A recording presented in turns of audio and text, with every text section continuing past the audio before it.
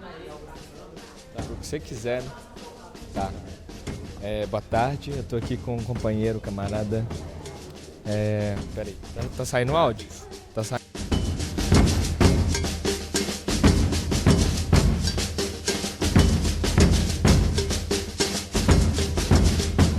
Camarada Rudar Risse. Eu gostaria de fazer primeiro uma pergunta: o que é educação humanista para você? Bom, educação humanista, como o nome diz, coloca o ser humano no centro. Isso tem, obviamente, uma relação direta, já que eu estou aqui na PUC, né, com uma visão cristã do mundo, né, em que os homens são iguais porque todos nós somos filhos de Deus, né? Então, a educação humanista, em primeiro lugar, é uma educação em que visa a justiça social e a igualdade em função de nós sermos os mesmos filhos. E como em toda família, nós podemos divergir, nós podemos ter diferenças, mas o que resta na vida da gente sempre é a família. Então, nós temos que saber acolher o outro, mesmo a gente nem o conhecendo muito, porque nós somos da mesma família.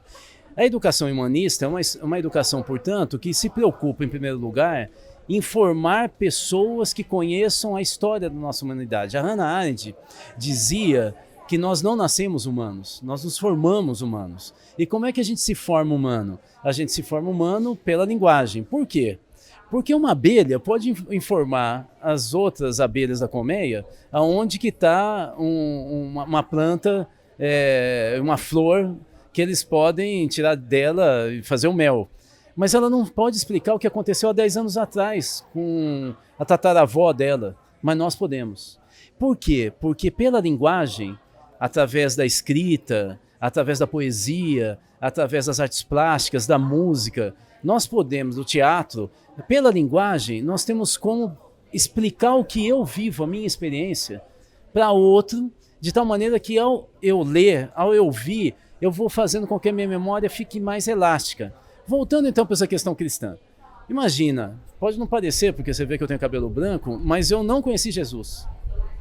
Mas eu sou cristão. E sabe por quê? Porque eu li a Bíblia.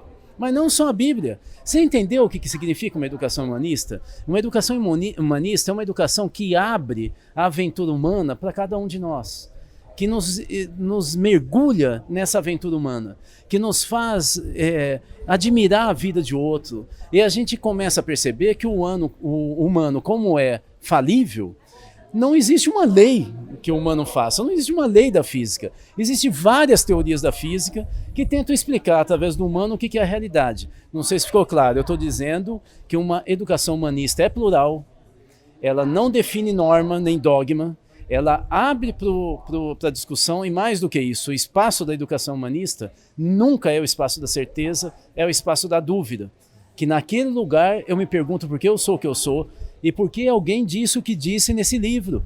E aí nós somos convidados a aumentar ainda mais a experiência humana. No fundo, significa que a gente faz uma conta de matemática na educação humanista.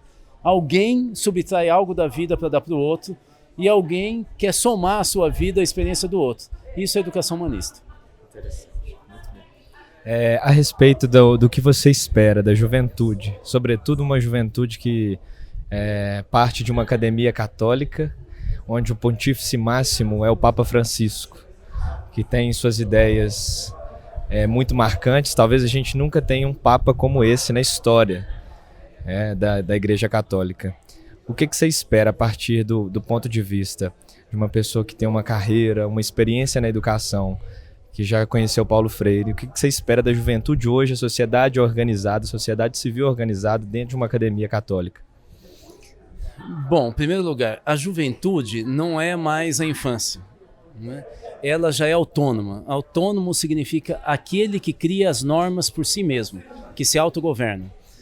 Gente que é autônomo não é gente que é livre totalmente, porque se eu for livre totalmente eu mato todo mundo e me mato, né? Quando a gente fala de autonomia, eu sei qual que é o meu lugar no coletivo e eu coíbo as minhas pulsões violentas. Então, jovem é um ser que já tem autonomia, ele se autogoverna. Mas, por outro lado, não é velho como eu. E uma pessoa que é velha como eu, ela tende a ficar mais presa nas raízes da sua história. ela também já tem alguns compromissos sociais, até uma imagem social, que acaba nos forçando a nos defender, né?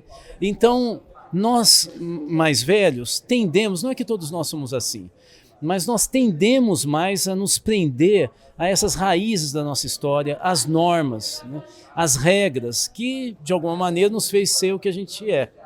Então, nós temos na juventude o melhor dos dois lados. Você vê, ao mesmo tempo, nós temos da juventude um frescor, porque não está ainda enraizado nas normas da vida adulta, da sociedade adulta, portanto é mais transgressor, é mais crítico. Talvez a palavra mais importante da juventude é que ela é mais crítica.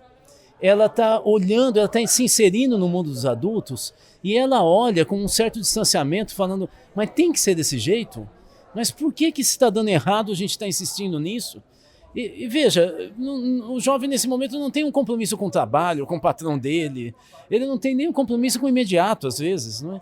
Ele não tem um compromisso com uma família constituída, né? Com essa imagem pública que eu falei. Então, essa possibilidade da crítica, de se colocar, o Paulo Freire chamava isso de admirar, olhar de fora, né? Você se olhar daqui, né? E não inserido, né? Essa capacidade crítica é muito maior, mas ao mesmo tempo não é criança. E, portanto, não é marcado pela birra, né?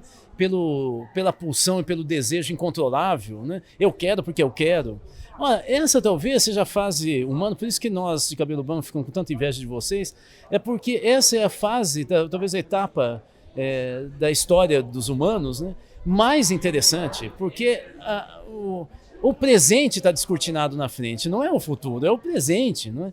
Então nós precisamos de vocês para que a gente tenha energia, para que a gente volte a entender por que é que nós existimos e para a gente se conscientizar de que muito do que nós fizemos está errado, ele precisa mudar. Vocês sempre foram, jovens, o motor da humanidade, das mudanças, né? E da crítica, da ousadia, né? Sem ousadia, sem crítica, nós morremos. Na verdade, a gente morre em vida, né? É isso que a gente espera da juventude. O Nelson Rodrigues, uma vez, disse, perguntado para ele, o que você espera da juventude? E a resposta dele foi, que envelheçam.